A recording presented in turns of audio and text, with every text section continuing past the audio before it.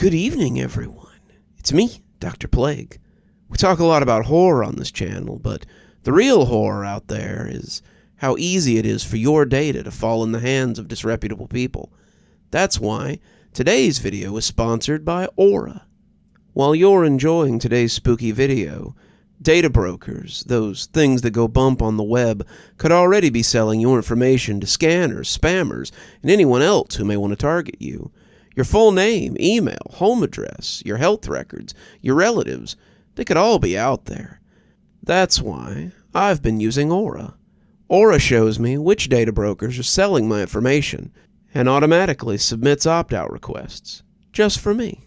It was simple to use and very intuitive, and I had barely gotten out of the setup process, and it was already blocking over 20 data broker requests on my behalf.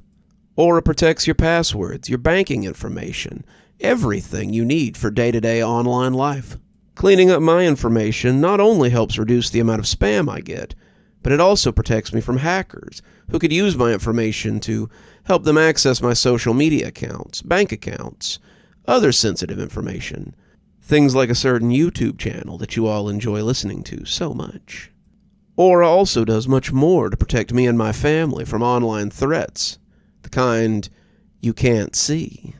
It comes with other features like antivirus, VPN, password management, parental controls, identity theft insurance, and more, without having to download several different apps. It really is just that easy to set up, and best of all, I get everything at one affordable price. I hear you saying, but Dr. Plague, I have one or two of these tools already. But, dear readers, not having Aura is like locking the front door and leaving the back door wide open. Readers of my fine tales can tell you why that never ends well. Aura is always on, doing the hard work of keeping me safe so I can focus on other tasks like finishing my latest book or uploading my most recent video. I value my privacy, and I know you value yours. You can go to aura.com, that's AURA.com, to start your 2-week free trial. You can also check out the link below and start your free trial with Aura. So why not give Aura a try and protect yourself from the real monsters out there? After high school, having no better ideas, I joined the Navy SEALs. I never really liked any of it, but it was a job, after all. I love the guns, the airplanes, the grenades, but having to run all the time while some scumbag with a chip on his shoulder yells in your face isn't my idea of fun. Things got a lot more interesting after my term of service ended. I still had a high security clearance, so I used it to take temporary jobs as a mercenary, hired gun. I did some stints in Iraq with Blackwater, where they sent me out in the middle of the desert. A watchtower, an oil refinery looming over the burning sands. Along with a few other guys, they told us, guard the area with your life. While better than the SEALs, working for Blackwater was extremely boring. The other mercenaries and I would mostly just chain smoke cigarettes and drink coffee all night, staring out across the dead, empty desert. Over time, I worked my way up. Things started to get more interesting when a job offer arrived in my email one afternoon. This is what it said. Mr. Chase, I am the head of security for a private group of entrepreneurs and investors. Through some mutual contacts, I've heard of your professionalism and experience. We're currently putting together a small crew of guards for a private event on Redacted Island out in the Pacific Ocean that will run from January 9th to January 27th. Would you be interested in this job? The pay rate is $900 a day. Once you're on the island, it will be impossible to leave until the period of employment has ended. If you're interested, please respond to this email as soon as possible. Sincerely, Mario Antonin, Head of Security. I'd worked jobs like this from time to time, but none of them were paying that well. At most, I would usually get $350 to $500 a day, which was still good money when I was working 7 days a week, till the job finished. I instantly responded and said yes, I was interested. In response, they sent me a non-disclosure agreement that was the size of a small novel. That was how I found myself on a private jet, flying out to an island in the middle of the vast blue sea. I was never told the coordinates of the island, or saw it on a map. It was all kept very secret. A few hours later, we landed on a private airstrip. I looked out the window of the jet, seeing the tropical waters of the Pacific Ocean stretching off to the horizon in every direction. Below me stood an island with palm trees and sandy white beaches. An enormous Victorian mansion loomed directly in the center of it all. The mansion was painted black and looked like something straight out of a horror movie. It had no windows, and the turrets spiraled up into blade-like points. That was my first inkling that something might not be quite right about this trip. As the stairs to the private jet descended, I looked out on this strange new world. Employees waited to greet us, looking like beaten dogs. Some had their heads down, their eyes blankly scanning the ground. Most of them were women wearing red dresses, reminding me of stewardesses on the plane. The jet strip was surrounded by palm trees and tropical brush. The chirping of insects sounded all around us, high and resonant. I saw a strange patch engraved on all the employees' uniforms. It looked like a stick figure drawing of a man, the bottom of his body ending in a C. Its arms were long and jointed, almost spidery. 3 symbols, like repeating iron crosses, connected the left side of the body in the line. I wondered if it was the logo of some company. I put it out of my mind for now, but I'd see that symbol again all over the island, painted on the side of the mansion, and even cut into the trees with a knife. It would only be later that night that I realized its connection to Moloch. "Good day, sir, and welcome to the island," the server on my left said, with glassy eyes and a fake smile. They all looked up at once, but it was like the workers all looked through me rather than at me. Their eyes looked flat and dead, like painted-on doll's eyes. "The island, huh? They wouldn't tell us where we were going. They said it was a secret. Is that what you call it?" The woman just nodded, the doll-like smile never leaving her face. "Officially, this island is unnamed and uninhabited," the woman said. "In fact, all traces of it have been scrubbed from the internet. You won't find it on Google Maps or any other publicly available satellite imagery." She leaned forward towards me with heavily mascaraed eyes and ruby red lipstick splashed across her lips. "This is a very special place. Only very special people are allowed here. We should be honored to work here under our Savior." "I hope you're talking about Jesus or something," I said jokingly. She just smiled blankly and motioned me forward. "Just follow the trail for a few hundred feet," she said, pointing at an opening in the palm trees where logs were laid down horizontally over the muggy jungle, "and you'll find the mansion. Good luck." I thought it was somewhat of a strange thing to say, wishing a random stranger luck. By the end of the night, I realized that simply to make it off the island alive, I might need that luck. I followed the woman's directions to the back of a brutalist mansion. A heavy metal door stood there with a small bulletproof window atop it. A tan Spanish face glowered out at me, then rapidly drew back and disappeared. A few heartbeats later, the door slid to the side on a gliding of hidden gears. The head of security at the island was a heavily tattooed ex-Marine named Mario. He wore a dark Kevlar vest over his black outfit, making him look like a walking shadow. I found the security had their own private complex in the mansion, as he showed me around the site.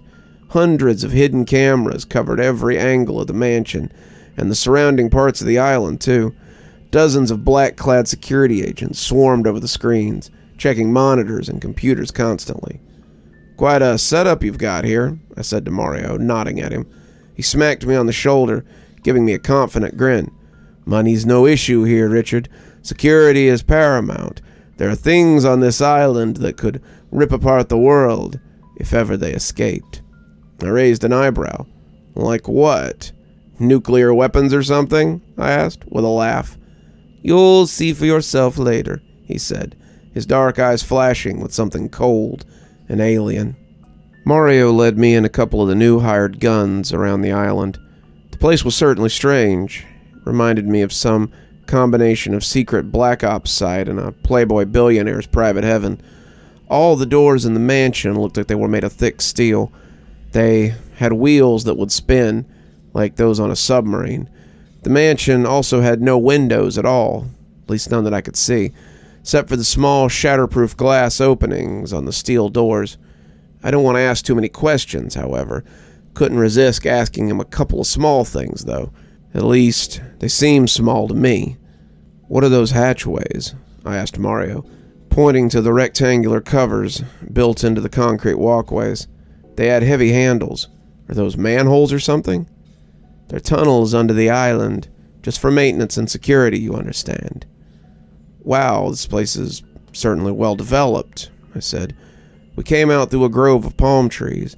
A stone walkway led down a white beach. Dozens of yachts were moored all across the shore, some of them looking like they must have cost hundreds of millions of dollars. There's a lot of money and power here. That's why it's important you never talk about what you see here. There are people who control the world, the ones beyond the government and the media, not the elected officials who people see, but the actual power." "Like who? You mean the Rothschilds or the Suarezes?" I laughed again, a sarcastic grinding laugh that grated my nerves. "Trust me, the truly powerful ones don't even have public personas. If you know their names, then they're just one of the puppets." I just shook my head at that, and then asked the real question that had been bothering me since I arrived. "Who's the Savior?" I asked. "Is that some code name or something?" Mario froze in place. "He's the one who runs everything here," he whispered conspiratorially, looking around nervously. "But don't be mentioning that kind of shit here. You'll probably see him tonight anyway. He's the one who runs the show. He'll be on the stage in his normal outfit." By the end of the day, I was suited up like the rest of the security staff, wearing the pure black pants and shirt with the symbol of Moloch engraved over the heart. Hundreds of the world's most famous politicians, actors, businessmen, artists had gathered, streaming in the front gate with a lot of soft, quiet chatter. I stood by the open doorway of a side exit with my AR-15 and body armor next to one of the other soldiers. They had also given me a sidearm. Every entrance or exit was manned by at least 2 armed men. The security at this place was some of the most intense I'd ever seen. Beyond the door, there were rows after rows of the most comfortable seats, all gathered in a semicircle around a massive stage made of pure mahogany. Blood-red curtains stood closed in front of the room, concealing their secret, for now at least. I heard the elites inside calling out their praise for Satan. I didn't want to look at the rows of high-ranking politicians, celebrities, influencers, and what have you, but my curiosity was high. I peeked around the corner of the stone archway, seeing the red curtains on the stage drawing apart. Saw one of my favorite actors standing in the front row, clapping excitedly and jumping up and down. The crowd cheered as a naked female strapped to an obsidian altar lay there. She was beautiful, blonde, probably no older than 20, with the face of a supermodel. Her mouth was gagged, her arms outstretched like Jesus on the cross. Thin leather cords were tied around her wrists and ankles, biting deeply into the skin. Her eyes rolled wildly as she shook her head from side to side. She froze as her eyes met mine for a brief moment. I saw the pleading expression there, the mortal terror, the absolute horror. A man in a goat mask wearing black robes slunk out from the side of the stage, carrying a wavy silver dagger engraved with strange symbols. The crowd erupted into a primal roar of pleasure and excitement that sounded like it came from a monstrous mouth. "Worthy is the Lamb," the man in the goat mask screamed with electric amplification. He had a deep voice, as if he had rocks rolling around in his throat. The crowd roared and clapped. Scattered cries of "Hail Lucifer" and "Ah, Satan" echoed from the massive auditorium. "Hey, pay attention," the other security agent said at my side with a thick Finnish accent. He was a tall Scandinavian guy named Kolmek. "You're not getting paid to watch the show, new guy." I tried to rip my gaze away from the stage, but it held my attention with the obsessive horror. The burnt bones of children and women have been offered to the Ancient Ones, to Moloch, the man on the stage said. Under our feet, the burnt bodies of hundreds lay dreaming. This victim will be the 666th. Her body will bring about the genesis we seek, the direct experience of the divine held by the gods, by Lucifer and Moloch and Baal. The roaring of the crowd temporarily drowned out the electrified magnification of his voice. Tonight, we will rip open the veil. I had stopped watching the show, instead staring blankly out at the beach and the palm trees. At that moment, another black-clad security agent came up to my partner, whispering something in his ear, then immediately disappeared, heading off back in the direction of the main security office. Kolomek shook his head grimly. "I'll be right back," he said. "Stay right here. Don't move from this door no matter what. And pay attention." I nodded and watched as he walked off in the same direction. I immediately took the opportunity to continue watching the ceremony. I'd missed something important, apparently. The woman now lay dead on the sacrificial table, a gaping hole in her chest. Blood spurted from the crater as the man in the goat mask held her beating heart grasped tightly in his hands, letting the blood stream down his naked fingers. The crowd cheered with a rising bloodlust and insanity. Most of them were standing, their eyes gleaming and wide with fanatical adoration. The entire spectacle reminded me of some kind of ancient Aztec ritual. As the woman's sightless eyes stared vacantly up in death, the man in the goat mask pulled out a can of gasoline. The clear liquid gurgled as he upended the canister over her pale, bloodless face, over her naked stomach and long legs. A moment later, he lit a match and dropped it. I heard the whooshing of the flames as they rose up. The crowd went deathly silent as they watched the rippling flames. The man in the goat mask began chanting in some strange language I had never heard before. Sounded Semitic, but I knew it wasn't Arabic or Hebrew.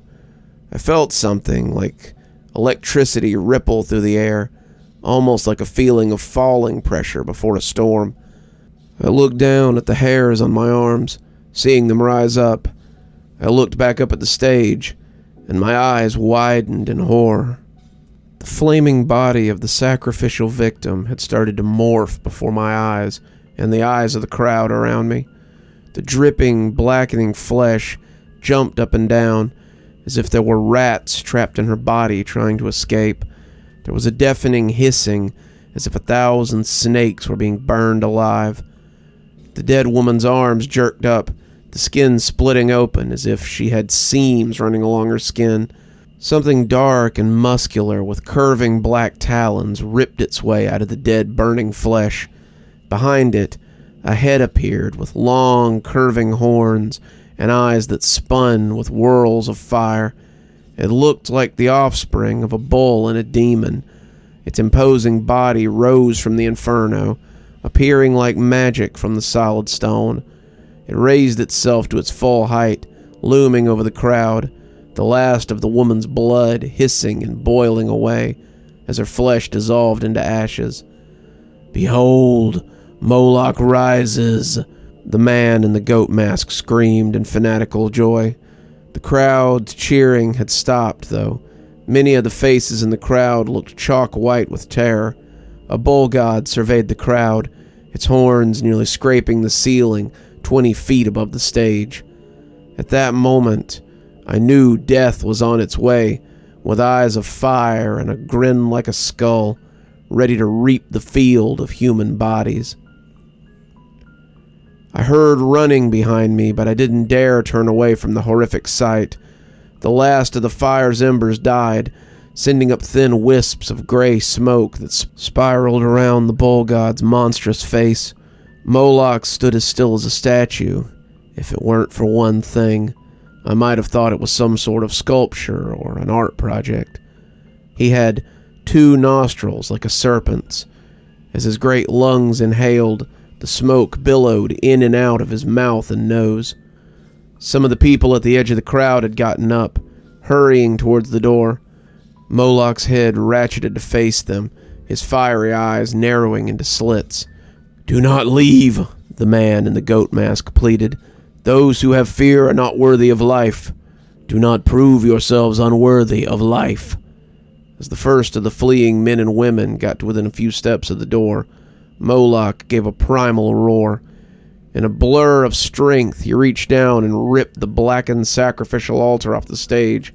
It ripped from the wood with a tremendous crack, like a bullwhip.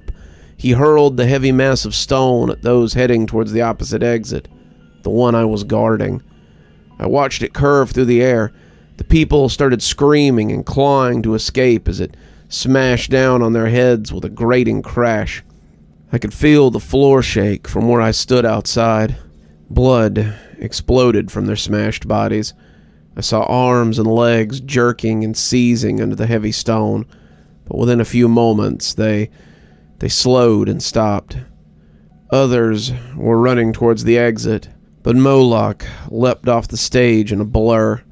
In a few bounding steps, he reached the pale, terrified faces on the outside of the threshold. His massive clawed hands came down. I heard bones shatter as blood sprayed my face on the wall. Bone splinters and pieces of brain exploded from the screaming bodies. I backpedaled, wiping my eyes, trying to get the blood off so I could see. No one had told me what to do in this situation. I didn't know if I was supposed to shoot that massive thing or if this was all just part of the show. "Richard," a familiar voice cried from behind me. Panic oozed from every word. I spun, seeing Mario and Colomek standing side by side, their pupils dilated and their expressions grim. "We have a major problem." "I know," I said, holding my rifle tightly. I pointed behind me at the scene of rampant death and destruction. I'd seen bloodshed and war before, but this was different. The island itself seemed to feel it. The wind, which had been calm when I first arrived, now whipped the island in a fast circular motion. The breezes smelled of burnt matches and coppery blood. The static electricity, which had caused the hairs on my arm to rise, rippled over everything, with tiny blue flashes, increased in power by the second. "No, not Moloch," Kalak said, looking calmer than I felt. "The Savior lets Moloch thin the herd every year. It's Leviathan, the beast from the water. It smells the blood and is drawn from the depths of the ocean. We picked up the first blips on the radar a few minutes ago. When it gets here, it won't stop until everything is rubble. It'll kill everyone on the island. All security personnel must report to the South Beach immediately," a cool robotic voice cried out over hidden loudspeakers all over the island. The screaming from the auditorium had quieted behind me. I was afraid to look inside. "There it is," Kalmak said, his head jerking up as the emergency alert sounded. "It's time to fight," he said, motioning me to follow. We sprinted over curving trails of smooth logs between deadly quiet forests. All the insects and birds had gone silent. Ahead of us, the palm trees opened up onto the Pacific Ocean, but it was no longer a beautiful tropic blue. A black, swirling whirlpool, like an ulcerous wound, had opened up on its surface. It stretched hundreds of feet across, drawing closer to the shore by the second. Dead fish, sharks, dolphins, squids, even whales spun in the filthy dark water. 20 black-clad security agents waited for the three of us on the beach, their eyes wide, their faces pale with terror. Like myself, they all had AR-15s and Glocks with extra magazines for both. I guess the Glocks might be useful for blowing my brains out if it was a last resort, over being eaten by some hell beast, but I didn't think it would stop anything from another dimension. The clouds swirled overhead in a thick curtain as black as smoke. Flashes of blue lightning detonated every couple of seconds. Mario raised his hand, screaming over the roaring of the wind. Colomek stood by my side, his face grim and his eyes narrowed. "Your job is to fight off anything that tries to get on the island," Mario said, looking from one face to another with rapt attention. "Nothing can stand against high-caliber rifle fire. Shoot at the face and eyes when it comes up. We've dealt with creatures like this before, and they will retreat if you injure them badly enough." I had the sense of being fed a line of bullshit as my mind processed this. "What exactly is coming up?" one of the doe-eyed security men asked. He barely looked old enough to drink, a young, muscular hulk with a Marine Corps tattoo on his neck. "It is called Leviathan. Sometimes the ritual here and the smell of blood can draw strange things. Leviathan is one of those. We have encountered it before. Most important thing to remember is..." His voice was suddenly drowned out by the terrible cacophony that came from the center of the whirlpool. A screech like the detonation of a nuclear missile shook the ground. The ocean jumped and bubbled frantically. The beach heaved and creaked, the white sand disappearing in fissures that opened up like greedy mouths underneath my feet. I lost my balance, falling forwards. The screeching continued, rising into a primal roar. A green dragon head, the color of an infected wound, erupted from the surface of the thrashing water, rising up dozens of feet in the air. It had two enormous slitted eyes that dilated and constricted quickly, as if glowering down at us. The screeching abruptly stopped, the pointed mouth of the dragon slamming shut with a sound like a gunshot. Within moments, another cancerous green head shot up in a blur, its skin looking as hard as stone. Ridges that looked as sharp as swords ran the length of its reptilian skull, arcing over its eyes and pointed snout. More heads erupted from the ocean, until all 7 of Leviathan's heads loomed over us. Not one of us fired. Not one of us even seemed to breathe as we surveyed the beast across the no-man's land of white sand. The slitted eyes and yellowed irises of the 7 heads had a demonic hunger, a reptilian coldness. Far behind us, I heard a distant scream still echoing from the auditorium, where Moloch held sway. "Fire!" Mario cried. Instantly, a cacophony of gunshots exploded all around me. I jumped to my feet, scrambling up as the 7-headed dragon leapt forward. Thousands of gallons of salt water streamed down its massive body as it came up on the beach. Long black paws with bone-white talons shot out of the surging ocean, followed by a tapering tail like a water snake's. I brought the rifle up and emptied my magazine as fast as I could, pulling the trigger over and over as I aimed at the many slitted eyes of Leviathan. The bullets seemed to ping harmlessly off its hard obsidian scales, though. It scrambled onto the shore, its heads coming down in a blur, rows and rows of vampiric fangs gleaming dully in each of its mouths. One security agent was bit in half, the spurting stump of its lower body still standing for a long moment, even as the rest of the body disappeared down the throat of the dragon. Mario ran forward, slamming another magazine into his rifle and opening fire point blank. One of the heads came down in a blur towards him. Its great staring eyes exploded in a shower of blue blood and thick viscous fluid. The dragon's head pulled back, its mouth opening in a primal scream of agony. As I reloaded, I scanned the area around me, realizing that nearly half the security guys were either dead or critically injured. I backpedaled away, keeping my eyes on the dragon. It continuously drew forward, killing more of its enemies with every step. I turned and ran for the forest, the sounds of shattering bones and dying men ringing through the air with a sickening clarity behind me. Once I'd reached the borders of the trail, I heard Mario yell, "Retreat!" behind me. By that point, it was too late, though. "Hey, wait up," a voice whispered from behind me. I turned my head, seeing Colomac. Spatters of drying blood covered his face and uniform. As far as I could tell, none of it was his. "Mario's dead. They're all dead. We need to get out of here. We need to get off the island." "How?" "Find the Savior," he answered, panting and out of breath. "We must find him. He can get us out of here." "I don't even know what the guy looks like. He was wearing a goat mask." "You'll know him when you see him. His body is covered in scars, everything except his face. Stay close to me. We need to watch each other's back. It's our only chance of survival." I Trail of twisted, broken bodies led from the mansion to the surrounding trails of the beaches. A decapitated woman with a solid gold necklace embedded with diamonds lay in front of me. It was strange on the island, the way oblivion and ineffable wealth coexisted side by side. Everything was deathly silent now, even in the mansion's auditorium. "Where's the savior?" I asked through gritted teeth. I peeked my head into the auditorium, but nothing moved. Hundreds of smashed and bloodied bodies littered the floor. "He's around here somewhere," Kalamek answered. He started circling the mansion, looking for signs of life. Kalamek took the lead.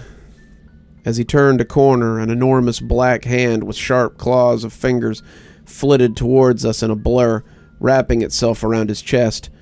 Kalamek gave a strangled cry as it closed around him.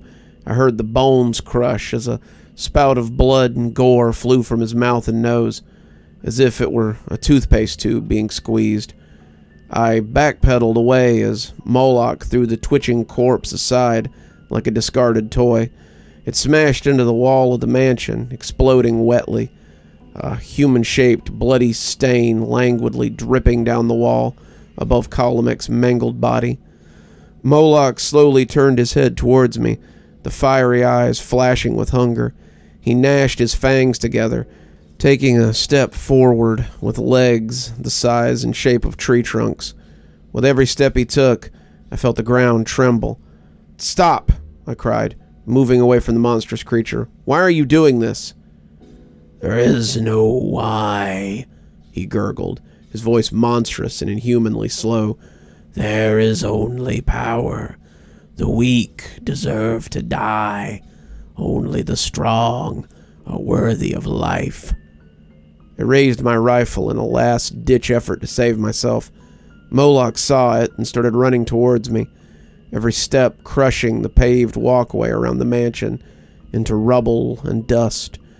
I aimed for his eyes and nose, emptying the entire magazine as quickly as I could. The bullets smashed into Moloch's face. Dark red clotted blood dripped out of the wounds, writhing with maggots. Drops of it fell around me, landing on my hair and face. I felt the small larva twist all over my skin.